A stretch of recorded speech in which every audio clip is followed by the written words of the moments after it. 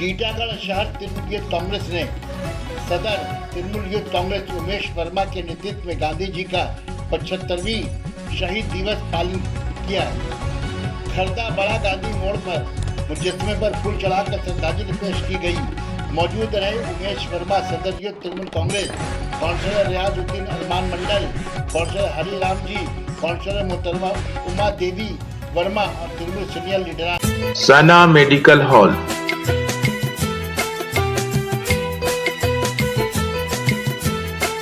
10% discount on every medicine.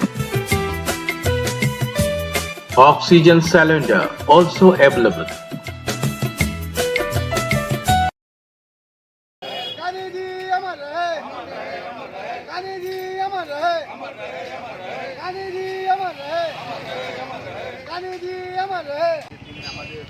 দেশের জনক মহাত্মা গান্ধী বাপুকে নাথুরাম গোডসে গুলি করে মেরেছে।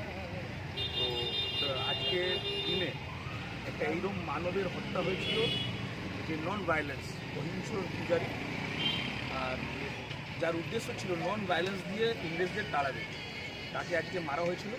আজকে আমরা ওনার মূর্তিতে মাল্যদান করে আজকে ওনাকে শ্রদ্ধা জানিয়ে আজকে শহীদ দিবসটা আমরা পালন করলাম।